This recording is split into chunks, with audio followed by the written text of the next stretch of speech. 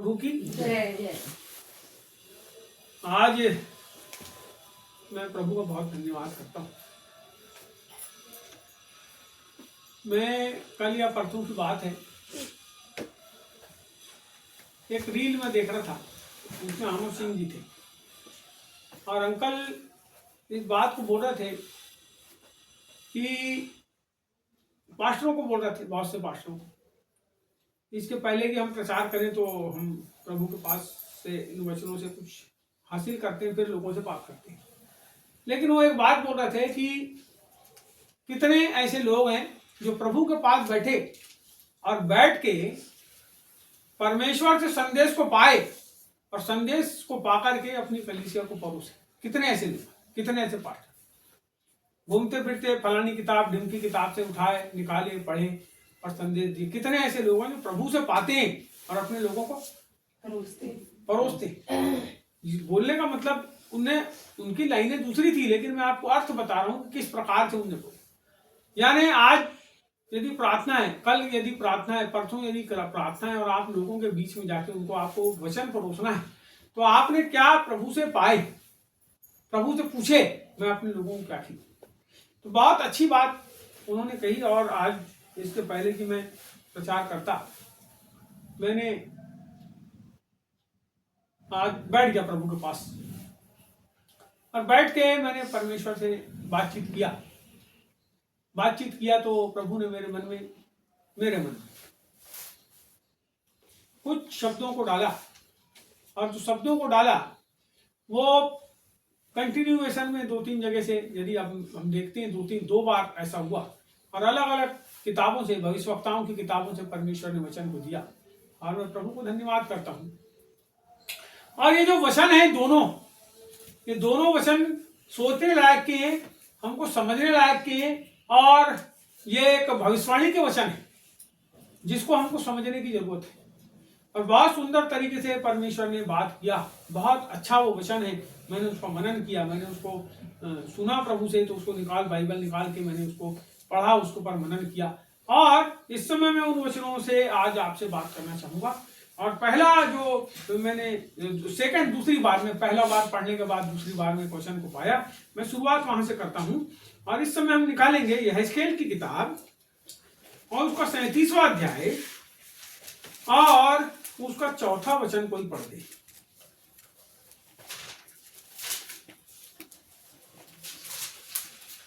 एक 1013 नंबर का पेज है। तब उसने मुझसे कहा, जम के बोलो थोड़ा। तब उसने मुझसे कहा, इन हड्डियों से भविष्यवाणी करके कह, हे सूखी हड्डियों, यहोवा का वचन सुनो। बस यहां बोलता है परमेश्वर अपने दास यिर्मयाह से बात करता है। इसके पहले कि आप इसको पढ़ो, और ऐसा लिखा उसके बारे में कि यहोवा की शक्ति मुझ पर हुई। यहेजकेल ने लिखा है यहोवा की शक्ति मुझ पर हुई। शक्ति है ना, क्या हुआ आपको पता है? शक्ति यहां जो लिखा है उसको दूसरे अनुवाद में ऐसा लिखा है यहोवा का हाथ मुझ पर हुआ। यहोवा की शक्ति के बारे में ऐसा लिखा है कि उसका जो आत्मा है, परमेश्वर का आत्मा, पवित्र आत्मा, वो मेरे ऊपर। यहोवा की शक्ति मुझ पर हुई और वह मुझ में अपना आत्मा समवाकर बाहर ले गया। यहोवा की शक्ति मुझ पर हुई और वो अपना आत्मा मुझ में समवाकर बाहर ले गया। मैं आपको बताना चाहता हूं, जब परमेश्वर का आत्मा आप पर होता है, जब परमेश्वर का हाथ आप पर होता है, तो परमेश्वर आपके द्वारा बहुत कुछ अपने कामों को इस संसार के अंदर अपने लोगों के लिए करवाना चाहता है। यहां परमेश्वर के लोगों में बहुत सारे ऐसे लोग भी हैं जो अभी तक परमेश्वर की भेड़शाला में शामिल। बहुत सारे ऐसे लोग हैं जो यीशु मसीह के पास आ गए, कलीसिया में आ गए, प्रार्थना करने लगे। और यहां पर परमेश्वर का आत्मा, उसके बारे में लिखा, उसकी परमेश्वर का हाथ उसके ऊपर हुआ और परमेश्वर ने अपने आत्मा को उसमें समवा दिया। सांस लेते हैं ना, सांस पीछे आ गई, सांस अंदर। वैसे ही परमेश्वर का आत्मा अपने लोगों के जीवन के ऊपर क्या होता है? आ जाता है। अंदर भी और बाहर भी, चारों तरफ से परमेश्वर क्या करता है? उसको परमेश्वर लेके गया। और यहाँ 4 को एक बार फिर से पढ़ो, 4 को हम देखेंगे, वहां लिखा है, यहोवा की शक्ति मुझ पर हुई। 4 को पढ़ो, 4 चौथा वचन। तब उसने मुझसे कहा, तब उसने मुझसे कहा, इन हड्डियों से भविष्यवाणी करके कहे, हे सूखी हड्डियों, हाँ यहोवा का वचन सुनो। बस क्या बोला, हे सूखी हड्डियों यहोवा का वचन सुनो। सूखी हड्डियां, हड्डियां कब सूख जाती, ताकत नहीं रहती शरीर में, हड्डियां कब सूख जाती, जब कोई मर जाता है। मरने के बाद जब अंदर का मज्जा भी क्या होता है, सूख जाता है। समय लगता है उसको सूखने में, 1 साल 2 साल 3 साल कितना भी लग सकता है। और एक समय आता है जब वो हड्डियां गलने लगती है, लेकिन इसके पहले हड्डियां गल जाए, वो हड्डियां कैसी रहती है, साबुत रहती है और सूख जाती है, पूरी सूख जाती है। अंदर का जो मज्जा रहता है वो भी सूख जाता है। जिसको किसी को आपने देखा होगा, कभी मरघट्टी में गए होगे, एक आध इतनी बड़ी हड्डी का टुकड़ा कभी मिला होगा। एक बार हम लोग गए थे तो खेलते खेलते हमको ही मिल गया इतना बड़ा हड्डी का टुकड़ा। हमने उठाया, लाए, मेरे पिताजी ने बहुत डांटे, बोले क्यों उठाया, बोले फेंक उसको। हमने फेंक दिए नदी में, नदी के किनारे। तो हड्डी जब सूख जाती है तो बहुत कठोर हो जाती है, बहुत कठोर, बहुत ज्यादा कठोर। बाइबल में ऐसा लिखा है, मैं हड्डी के बारे में आपको बताना चाहता हूं। गधे का जो जबड़ा है, मरा हुआ गधा जब पूरा सूख गया होगा, केवल उसका जबड़ा बचा होगा, उसके बारे में ऐसा लिखा है, शिमशोन के बारे में ऐसा लिखा है कि उसने उस गधे के जबड़े से, कैसा था वो, कठोर हो गया था ना, सूख गया था, मर गया था गधा, उसका जबड़ा ही बचा था, और वो जब सूख के कठोर हो गया, ऐसा लिखा है कि उसने गधे के जबड़े से 1000 लोगों को क्या किया। इतना कठोर हो जाता है कि किसी के सिर पे आप मारो तो सामने वाले का सिर फूट जाएगा, क्योंकि सिर की हड्डी कैसी है, नरम है। लेकिन वो कठोर आदमी, कठोर।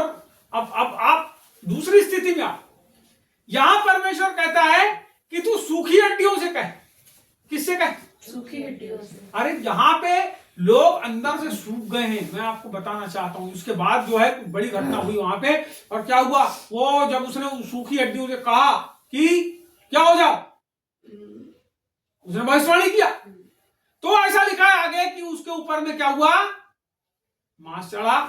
पहले तो जुड़ गई, अलग अलग थी, सब हड्डियां अलग अलग थी। वहां लिखा है बाइबल में कि वो कैसी हो गई, जुड़ गई, और जुड़ने के बाद उसके ऊपर में मांस चढ़ा, मांसपेशियां चढ़ी, नसें उसके ऊपर आ गई, चमड़ी आ गई, और वो जिंदे हो गए।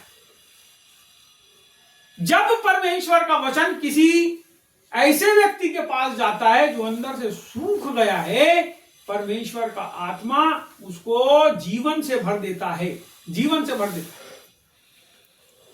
यहां पे जब मेरे को प्रभु बात कर रहा है, तो इसके पहले की जब ये वचन मेरे को बताए, उसके पहले एक वचन परमेश्वर ने बताया। और इस समय आप देखिए यिर्मयाह की किताब और उसका 27वां वचन और उसका 3, कोई चाहे तो इसको 27 का 1 2 3 पढ़ो। योशियाह के पुत्र, हाँ यहूदा के राजा जी, सिदकिय्याह के राज्य के आरंभ में जी, यहोवा की ओर से यह वचन जी, यिर्मयाह के पास पहुंचा। जी, यहोवा ने मुझसे यह कहा, हाँ बंधन और जूए बनवाकर अपने गर्दन पर रख। जी, तब उन्हें एदोम और मोआब और अम्मोन और सोर और सीदोन के राजाओं के पास उन दूतों के हाथ भेजना जो यहूदा के राजा सिदकिय्याह के पास यरूशलेम में आए हैं। बस यहाँ पे कुछ देश के लोग, कुछ देश के लोग यानी जो राजा है, राजा के दूत। अभी हम लोग धरती के ऊपर कौन है, हम लोग कौन है अभी धरती, परमेश्वर के दूत हैं। बाइबल में लिखा है तू राजदूत। कौन, राजदूत। कौन हो आप, राजदूत। बोलो ना मुंह से, राजदूत। बोलो मुंह से, राजदूत। कौन हो, राजदूत। मुंह खोल के मुंह से बोलो, कौन हो आप, राजदूत। राजदूत। जब आप बोलते हो ना तभी होते हो। कलेक्टर का आपको नौकरी लग गई और आपके पास अपॉइंटमेंट लेटर है, उसको लेके जाओगे ही नहीं गवर्नमेंट में, काहे के लिए कोई आपको नौकरी करने देगा? आपको वहां जाकर बैठना पड़ेगा ना, बताना पड़ेगा मैं कलेक्टर हूं, ये देखो ये कागज है मेरे पास। आप कौन हो, यहाँ बाइबल से पढ़ो, आप कौन हो? राजदूत। आप राजदूत हो। ऐसे ही जब आप प्रभु में आकर राजदूत बन गए, उसी प्रकार से पुराने समय में राजाओं के राजदूत हुआ करते थे, दूत हुआ करते थे। और ये जो दूत है, बहुत सारे दूत जो हैं, ये सब यरूशलेम के राजा के पास आए थे। कहाँ आए थे? यरूशलेम के राजा के पास आए थे। यरूशलेम के राजा के, बाइबल में लिखा है वो जो यीशु मसीह है, वो शालोम का कौन है? राजा। उसका नाम क्या है? शांति का राजकुमार। उसका नाम क्या है? शांति का राजकुमार। हम सब उसके दूत हैं। आस पास में रहते हैं, अलग अलग नगरों में, अलग अलग जगहों पे हम सब रहते हैं। यहाँ परमेश्वर का वचन कुछ बात को हमको बताना चाह रहा है, और ये बताना चाह रहा है, देखो यहाँ पे लिखा है 2 में ऐसा लिखा है, यहोवा ने मुझसे यह कहा, बंधन और जुएं बनवाकर अपनी गर्दन पर। बंधन और जुए। जुआ होता है, बैलगाड़ी में देखे होगे, ऐसा करके बैले के ऊपर, घोड़ा गाड़ी में जुआ होता है, ऐसा करके घोड़े के ऊपर तो रख के छोड़ देते हैं क्या? वो बंधन भी होता है। और जो बंधन होता है, वो जब रखते हैं तो उसको ऐसा करके उसकी गले में डाल के उसके पाँव के नीचे से निकाल के पूरा कर देते हैं, जिससे वो गाड़ी को क्या करे? खींचे। जुए, वहां लिखा बंधन और जुए बनवाकर क्या कर? अपनी गर्दन पर रख। अपनी गर्दन पर रख। उसने जुआ बनवाया होगा, उसने गर्दन बनाया होगा, वो अपनी गर्दन के ऊपर रखा होगा, बंधन में कसा होगा, और जाके उसने भविष्यवाणी किया। किसके पास? वो जो राजदूत आए थे अलग अलग देशों के, अलग अलग स्थानों के। देखो वहां कितने स्थान के नाम है, इसको पढ़ लीजिए आप। यहां लिखा है एदोम और मोआब और अम्मोन और सोर और सीदोन के राजाओं के पास उन दूतों के हाथ भेजना जो यहूदा के राजा सिदकिय्याह के पास यरूशलेम में आए हैं। कोई बात थी जिसके कारण आए थे, और वो बात क्या थी? वो बात यह थी कि परमेश्वर जो है वो ये बता रहा है उनको कि तुम्हारे ऊपर कष्ट आने वाला है, तुम्हारे ऊपर समस्या आने वाली है। लेकिन ये लोग मंत्रणा करके सोचते थे। इसी के पहले के अध्याय में यदि आप देखोगे तो एक भविष्यवक्ता जिसने यरूशलेम के बारे में और लोगों के बारे में ये बताया था कि तुम्हारे ऊपर समस्या आने वाली है, उन लोगों ने क्या करे पता है? वो मिस्र को भागा अपनी जान को बचा के। उन लोगों ने जाके उसको पकड़ लिए और पकड़ के वापस लाए, और बाइबल में लिखा उसको मार दिया। यहां पे फिर से जो वचन है, और यहां पे एक बात और हुई कि जो यिर्मयाह भविष्यवक्ता था उसको परमेश्वर ने अपने एक जन के द्वारा उसको सुरक्षा दिया, और सुरक्षा देने के बाद फिर से परमेश्वर के पास ये वचन, यिर्मयाह के पास ये वचन पहुंचा कि ऐसा ऐसा करने वाला हूं, तू क्या कर। राजा इसको पलटाओगे, एक पन्ना पलटाने के बाद आपको यहाँ पे मिलेगा, और आप एक बार देख लीजिए उसको, उसके बाद अपन आगे जाएंगे। उसको देख लीजिए, उस वचन को देख लीजिए। यहां पे ऐसा लिखा है,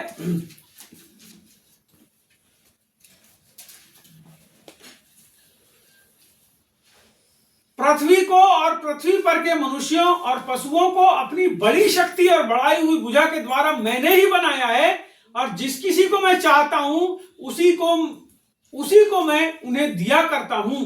और अब मैंने ये सब देश अपने दास बेबुलोन के राजा नबूकदनेस्सर को आप ही दे दिया है। लिखा ना यहाँ पे, दे दिया है। और मैदान के जीव जंतुओं को मैंने उसे दिया है कि वे उसके अधीन रहे। किसके अधीन रहे? किसके अधीन रहे?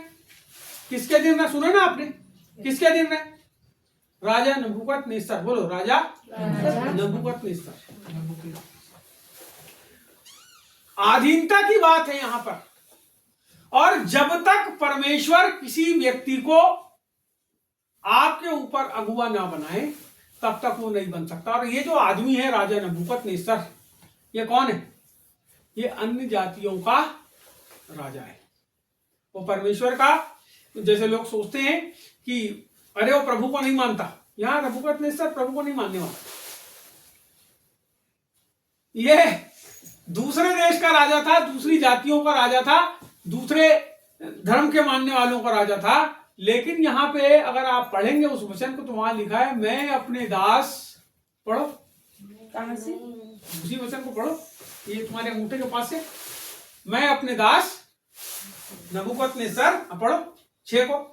अब मैंने ये सब देश अपने दास बेबीलोन मैंने अपने ये सब देश बेबीलोन के राजा नहीं, उसके पहले अपने देश, अपने दास बेबीलोन के राजा नबूकदनेस्सर को आप ही दे दिया है। सुनिए, अगर भारत के ऊपर में कोई राज्य कर रहा है, कोई प्रधानमंत्री बना है, तो कोई आदमी, मैं भी अगर कुछ बोलता हूँ उसके बारे में गलत सलत कि ऐसे बन गया वैसा बन गया, मेरे को नहीं पता कैसे बन गया, लेकिन मेरे को ये पता है बहुत साल पहले की घटना मैं आपको बताता हूँ।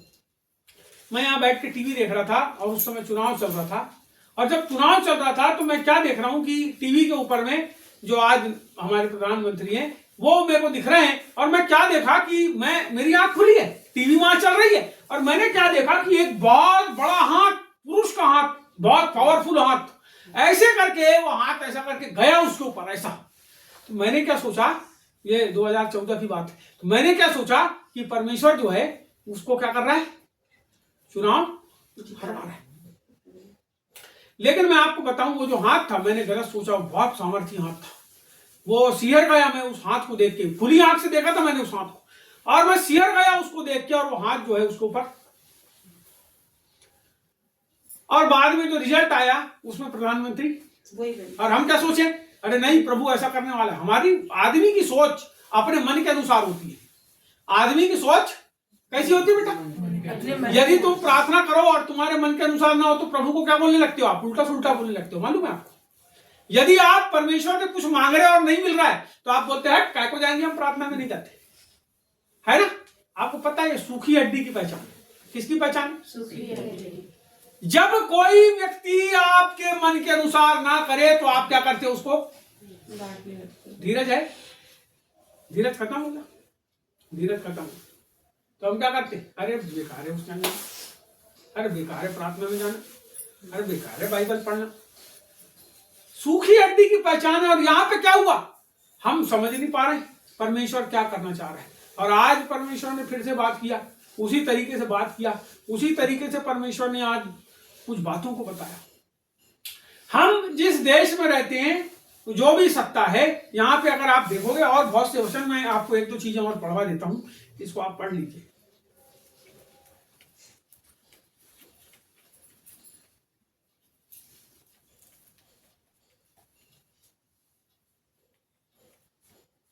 ले 8 से पढ़ो तो। पर जो जाति या 7 से राज्य, पढ़ दो। ये सब जातियां उसके और उसके बाद उसके बेटे और पोते के अधीन उस समय तक रहेंगी जब तक उसके भी देश का दिन न आए। तब बहुत सी जातियां और बड़े बड़े राजा उससे भी अपनी सेवा करवाएंगे। पर जो जाति या राज्य बेबीलोन के राजा नबूकदनेस्सर के अधीन ना हो, उसका जुआ अपनी गर्दन पर ना ले। उस जाति को मैं तलवार, महंगी और मरी का दंड उस समय तक देता रहूंगा जब तक उसको उसके हाथ के द्वारा मिटा न दो। यहोवा की यही वाणी है। दंड में क्या मिलता है? मरी, पढ़ो, मरी, तलवार, महंगी और मरी का दंड। 3 चीज, तलवार, महंगी और मरी का दंड। किस कारण से? यदि कोई नबूकदनेस्सर के अधीन नहीं। परमेश्वर की आज्ञा के अनुसार, जैसा परमेश्वर हमारे जीवन में चाहता है वैसा ना करें तो ये 3 चीज आती है।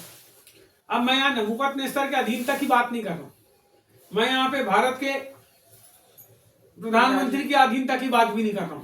मैं यहाँ बात कर रहा हूं परमेश्वर ने जैसा हमारे जीवन के अंदर चाहा है, यदि हम वैसा नहीं करते तो। यीशु मसीह ने कहा, थके और बोझ से दबे लोगों मेरे पास आओ, क्योंकि मैं तुम्हें विश्राम दूंगा। क्योंकि मेरा जुआ, बोलो जुआ, सहज और हल्का है। कैसा प्रभु का जुआ? सहज और हल्का। आपको पता है जो गाड़ी होती है, बैलगाड़ी जो होती है या घोड़ा गाड़ी होती है, जो कुछ भी होता है, बैलगाड़ी होती है, जुआ, पुराने समय में गाड़ी खींचने के लिए।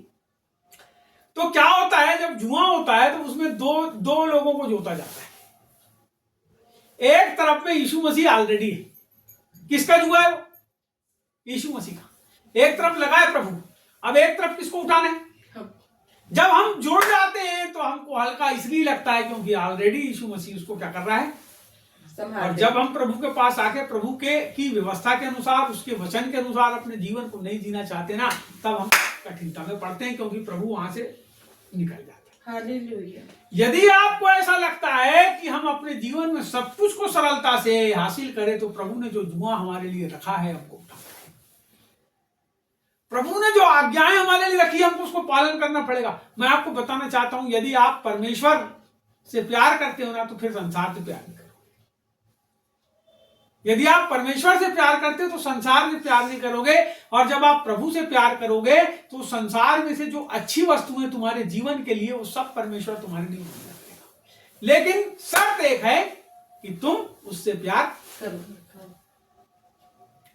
तुम उससे प्यार करो, तुम उसकी बात को मानने की कोशिश करो। आपको पता है घर परिवार के अंदर में सबसे ज्यादा लड़ाई झगड़े क्यों होते हैं? बात ना मानने। जब औरत आदमी की बात नहीं मानती ना, तब घर के अंदर में सबसे ज्यादा लड़ाई झगड़े होते। और जब आदमी औरत की बात नहीं मानता तो और ज्यादा होते, क्योंकि आदमी कम ज्ञान बताता है, औरत ज्यादा बताती है।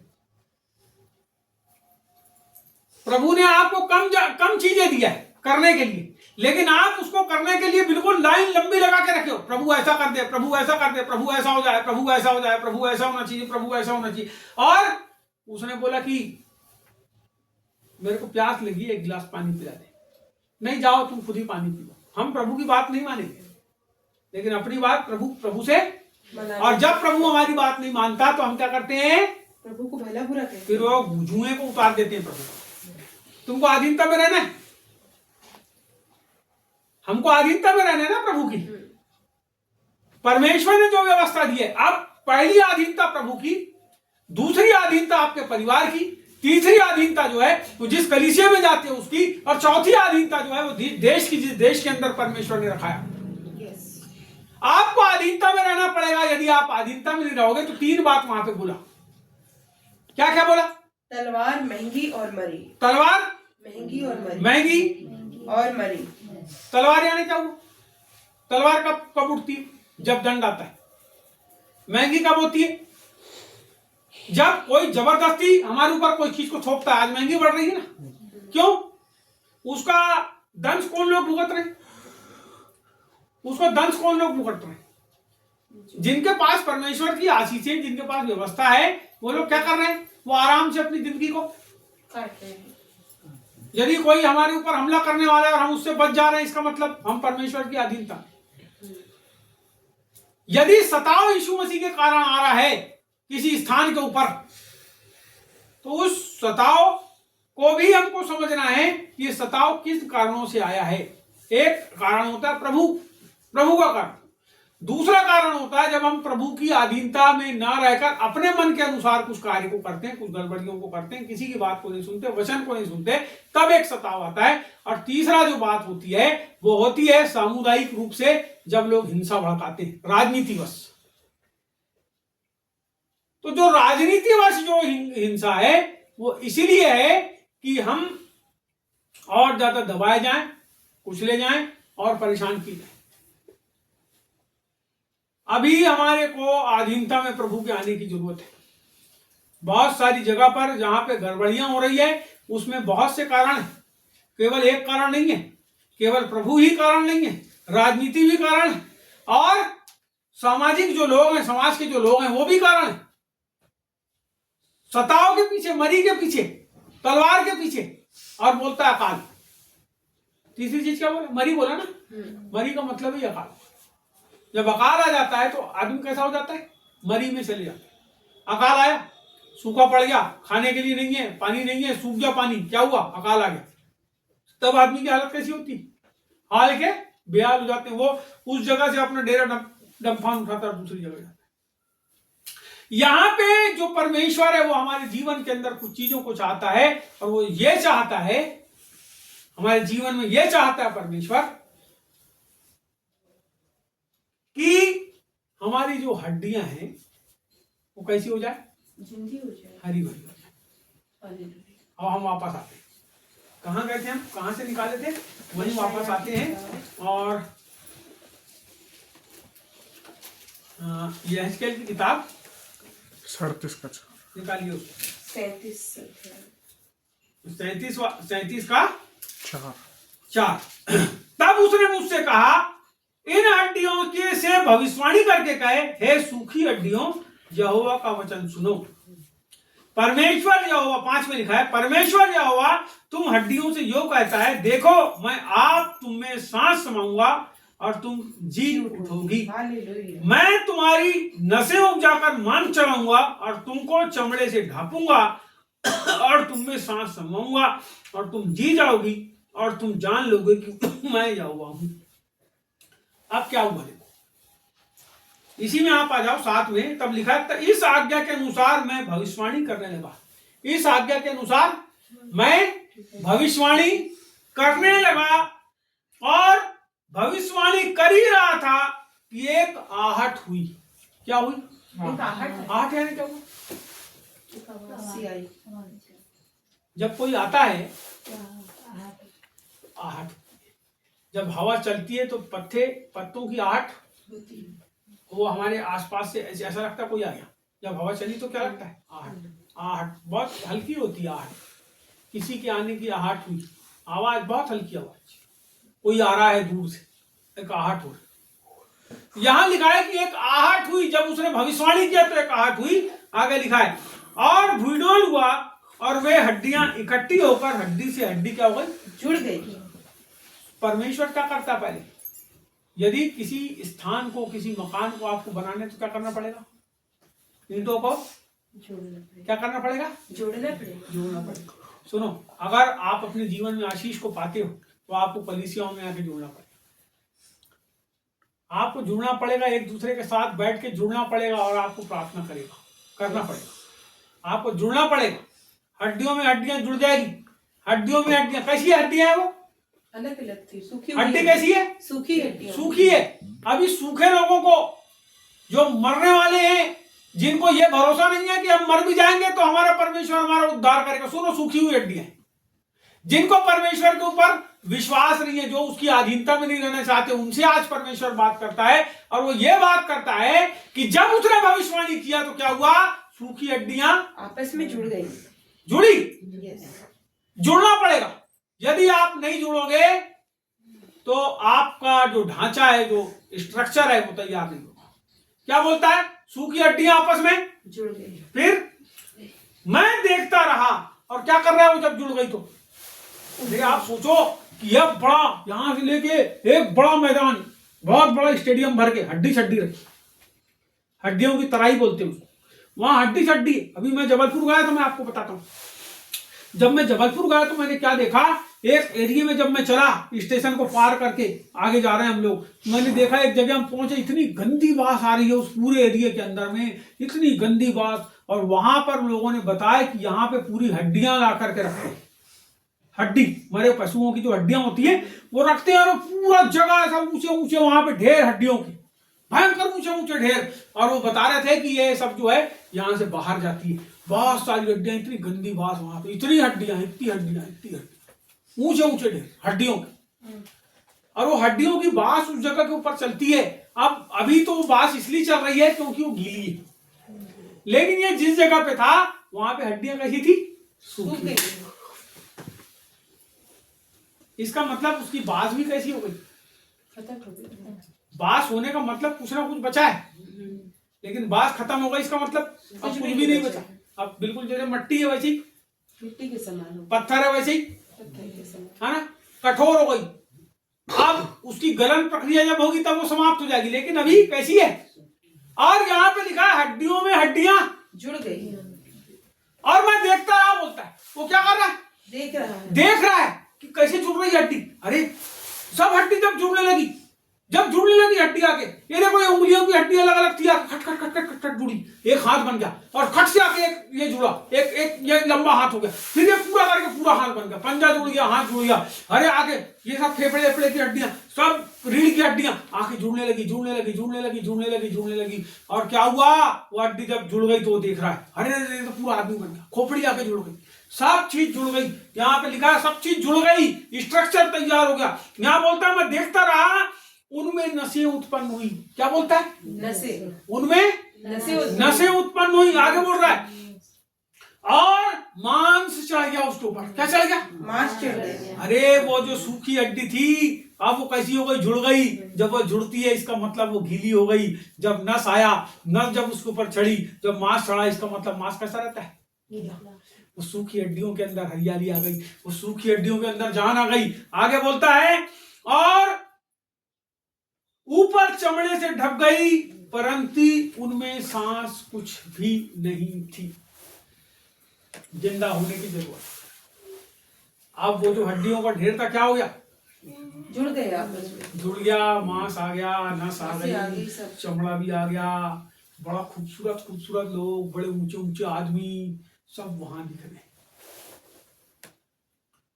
आपको पता है सूखी हड्डियां जिनके ऊपर मांस भी चढ़ जाए, जिनके ऊपर नसें भी आ जाए, जिनके ऊपर चमड़ा भी आ जाए, जिनके अंदर बड़ी खूबसूरती भी आ जाए, यदि उसमें जान ना रहे तो कोई काम की है? नहीं है।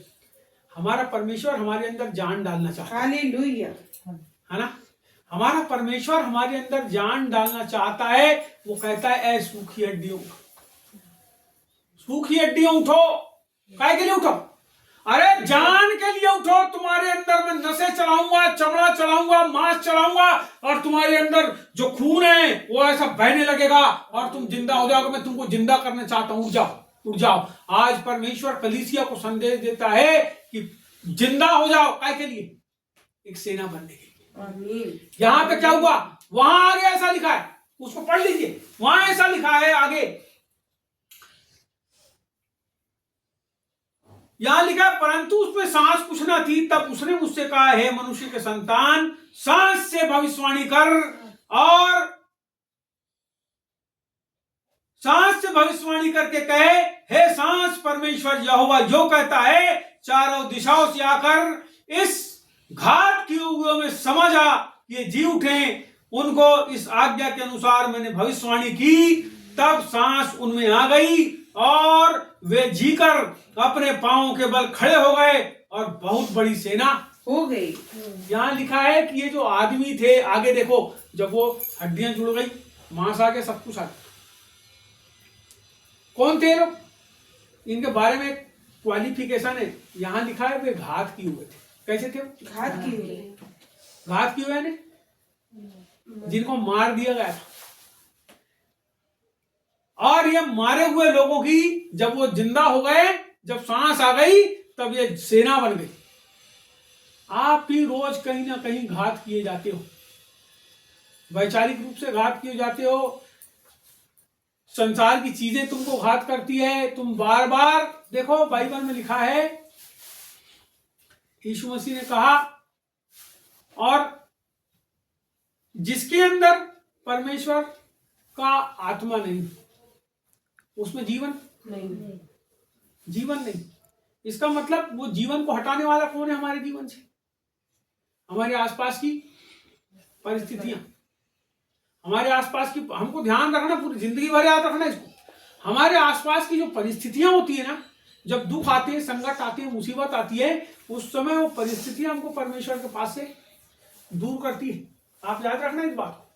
आपके आसपास ऐसे लोग आके खड़े हो जाते हैं जो आपके मन के अंदर ऐसे ऐसे विचारों को डालते हैं और आप उसके अनुसार चलने लगते हैं। पता है आपको तब क्या हो जाते हैं? तब वो जीवन आपके अंदर से हटता है। लेकिन जब आप अपने प्रभु के वचन में बने रहते हैं, स्थिरता में बने रहते हैं, तो जीवन आपके अंदर रहता है। और ये जीवन जो है आपको कभी भी सूखने नहीं देता है। जीवन कभी सूखने नहीं देता। जब ये सांस आपके अंदर आती है परमेश्वर यीशु मसीह की, आपको पता है आदम कैसा था जब परमेश्वर ने बनाया था? वो मिट्टी का था। मिट्टी का था। वहां लिखा है परमेश्वर ने क्या किया उसके अंदर? सांस। यहां पे भविष्यवाणी करने कहता है परमेश्वर अपने दास से, और वो भविष्यवाणी करता है और क्या बोलता है? चारों दिशाओं से सांसें, और चारों दिशाओं से सांसें आई और कहां गई? उन पुतलों के, उन मांस के और हड्डी के पुतलों के अंदर घुस गई और वो लोग जिंदा हो गए। और क्या बन गए? सेना बड़ी, एक बड़ी सेना बन गई। ये सेना जब परमेश्वर बनाता है तो कुछ उद्देश्य होता है। आज आपके पास क्या उद्देश्य है? आज यीशु मसीह में हो, आपके पास क्या उद्देश्य है? आप प्रभु के सेवक हो, आप सेना, आप सब सेना हो। भले ही आप सोचो कि अरे हम तो कुछ नहीं है, लेकिन मैं आपको बताता हूं आप सब एक सैनिक हो, आप सब एक सैनिक हो, लेकिन आपके पास कोई उद्देश्य नहीं है और ऐसे आप सैनिक हो जिनका पेट इतना बड़ा हो गया खा खा के, जिनको तलवार चलाना भूल गए। भर्ती हो गए तुम सेना में, लेकिन तलवार चलाना, आज आपके पास तलवार चलाने की कला, आपके पास कोई हमला करता है उसको रोकने की कला, ढाल, कोई आपको वाके मुंडी में मारता है तो आपके पास मुकुट। मैं आपसे बताना चाहता हूं आप सब परमेश्वर की सेना है, आप सब हैं, लेकिन परमेश्वर आज कुछ विशेष बात करना चाहता है और उसकी बात यह है कि हम सब जो परमेश्वर ने हमको बनाया है, हम अपने कप्तान के अधीन हैं। हम अपने, कौन है कप्तान, कौन है हमारा सेना नायक, प्रभु यीशु मसीह। हम सब प्रभु के अधीन रहे, उसके वचन के अधीन रहे। जब हम उसके वचन के अधीन रहेंगे तो परमेश्वर का जीवन हमारे अंदर क्या हुआ, बहने लगेगा। हालेलुया। पहली चीज। दूसरी बात वहां लिखा है कि जब तुम उसको, परमेश्वर ने सारी स्वर्ग और पृथ्वी का अधिकार किसको दिया, यीशु मसीह ने। उसने अपने, उसके पास है, यीशु मसीह के पास, और वो कहता है सारी स्वर्ग और पृथ्वी का अधिकार तुम्हारे पास है, इसलिए तुम जाओ। इसका मतलब वो अधिकार हमको भी देता है। यस, उसने दिया है, कलीसिया के पास स्वर्ग और पृथ्वी का अधिकार दिया है। लेकिन मैं आपको बताना चाहता, आपको इस संसार में जो अगुए परमेश्वर ने बनाया है, जिन लोगों के अधीन आपको बनाया है, जिन लोगों के को आपके ऊपर रखा है, उनके कैसे हो जाना है, उनके अधीन। चाहे वो देश का प्रधानमंत्री हो, चाहे वो कलेक्टर हो, चाहे वो एसपी हो, चाहे वो आपकी कलीसिया का अगुआ हो, चाहे आपके परिवार का मुखिया हो, आपको उसके अधीन होना, क्योंकि उसको किसने बनाया, परमेश्वर। यदि परमेश्वर ने किसी को ठहराया है, लोग क्या करते हैं, उनका तिरस्कार करके, उनकी बात नहीं मान के, वो एक प्रकार से परमेश्वर का अपमान करते हैं। तो उसका दंड पाते, यस, दंड पाते। आज मैं बहुत अचंभित हुआ सवेरे के समय कि परमेश्वर मेरे को ऐसी भविष्यवाणी के वचन में क्यों लेके गया। तो ये सब बातों से हम भुगत चुके, हम भी बहुत दुख को पाए, बहुत कष्टों को पाए, क्योंकि हमने कई बार परमेश्वर की बात को, तो जिस बात को हमारे जीवन के अंदर हमने महसूस किए, हम चाहते हैं कि वो सब घटनाएं हमारे जीवन के अंदर जो घटी, जिसके कारण हम दुख पाए, हम नहीं चाहते कि अब दूसरे लोग भी क्या करें, उसको पाए। इसलिए जो अनुभव परमेश्वर ने दिया, उस अनुभव को परमेश्वर ने अपने वचन के द्वारा प्रकट किया कि बेटा ऐसा करके। तो हम जब आपके साथ, दूसरों के साथ, सुनने वालों के साथ, वीडियो देखने वालों के साथ जब इस वचन को बांटते हैं तो उसकी गहराई को हम समझते हैं। परमेश्वर इस नए साल में 2026 में, मैं आपको बताऊं, जितने लोग, मैं आपको भविष्यवाणी बताता, बहुत अच्छी बात बताता, कि भविष्यवाणी के शब्द है, इसको अपने दिमाग के अंदर, अपनी बुद्धि के अंदर बिठा के रखना। परमेश्वर ने ये जो 2 बात बताया है मेरे को, मैं इसके आधार पे आपसे वो बात कहना चाहता हूँ, मैं कोई और आधार से नहीं कहना चाहता। ये जो 2026 का साल चल रहा है, इसके बाद 27 चलेगा, 28 चलेगा, जब तक आप जिंदा रहोगे तब तक साल बदलते चले जाएंगे। लेकिन मैं आपको एक बात बताता हूं, परमेश्वर हमसे ये चाहता है कि हम एक दूसरे से जुड़े रहें। यस। बढ़ेगा कौन 2026 में, 2027 में, 2028 में, 2029 में बढ़ेगा कौन? मैं आपको भविष्यवाणी के वचन बताता हूं, सब लोगों को बताता हूं, क्या है वो बढ़ेगा कौन? जो जुड़ा रहेगा। बोलो, जुड़ा रहेगा। जुड़ा रहेगा। बढ़ेगा वो जिसके अंदर परमेश्वर की सांसें चलेगी। बढ़ेगा वो जो परमेश्वर के लिए सेना बन के खड़ा हो जाएगा। यस। बढ़ेगा वो जो अपने अगुओं की अधीनता में परमेश्वर के वचन के अनुसार चलेगा। हालेलुया। बढ़ेगा वो जो एक मेक को साथ लेके चलेगा। लेकिन हर वो आदमी जो एक दूसरे से छूटना चाहेगा, मैं आपको बताना चाहता हूं, वो संकट में पड़ेगा, मुसीबत में पड़ेगा, अकाल में पड़ेगा। और मैं प्रभु को धन्यवाद करता हूं इन वचनों के लिए। इन समयों में परमेश्वर ने हमको एक दूसरे के साथ एका करने के लिए अनुग्रह प्रदान किया। हम केवल बालाघाट नहीं, लेकिन आसपास के जिलों के अंदर भी जाकर हम प्रभु के लोगों के साथ एका कर रहे हैं। हम प्रभु को धन्यवाद करते हैं कि हम कम से कम हड्डियां जुड़कर उसके ऊपर मांस और प्रभु की देह में कम से कम हम एक बढ़ रहे हैं। हम प्रभु को धन्यवाद करते हैं। मैं चाहता हूँ ये समय में, अंत के समय में, बाइबल कहती है जो जो तुम अंत को देखो, एक दूसरे से मिलना ना छोड़ो। ये मिलना जो है ये प्रार्थना को लाता है। ये मिलना जो है प्रभु में जो हमारी समस्याएं हैं उसके समाधान को लाता है। ये मिलना जो है हमको आत्मिक रीति से आगे बढ़ाता है। ये मिलना जो है हमारे जीवन के अंदर हर दुख को, दर्द को और समस्याओं को एक दूसरे से बांट कर प्रार्थना के द्वारा हटाने को लाता है। इसलिए क्या करो, एक दूसरे से मिलना जुड़ जाओ और जुड़ के प्रार्थना करो। मैं आपको बताना चाहता हूं, आपकी जिंदगी में कितने भी विषम परिस्थितियां, कितने भी कठिन काम क्यों ना हो, परमेश्वर के लिए एक होना कभी ना छोड़ो। प्रभु की प्रार्थनाओं में आना कभी ना छोड़ो। जैसे जैसे आप आओगे आपके जीवन के अंदर काम होगा। मैं बताऊं, आप ये समय, जो भी प्रार्थना का समय आप लोग निर्धारित करते हो, चाहे आप अपने घर में करते हो, चाहे और कहीं आप अपने घर करते हो, या आप यहाँ प्रार्थना में आते हो, या और कहीं आप किसी के घर में बैठ के प्रार्थना करो, मैं आपसे बताना चाहता हूँ, जुड़ना बंद मत करो। एक दूसरे के साथ बैठो। प्रभु के जीवन की श्वास हमारे जीवन के अंदर चलेगी। प्रभु हमको इन समयों में अद्भुत रीति से बढ़ाने जा रहा है। इसलिए क्या करो, एक दूसरे के साथ परमेश्वर की सांस हमारे जीवन के अंदर चलेगी। प्रभु अद्भुत रीति से हमारे जीवन में काम करेगा। मैं धन्यवाद करता हूँ परमेश्वर का आज के लिए। आइए हम प्रार्थना करें।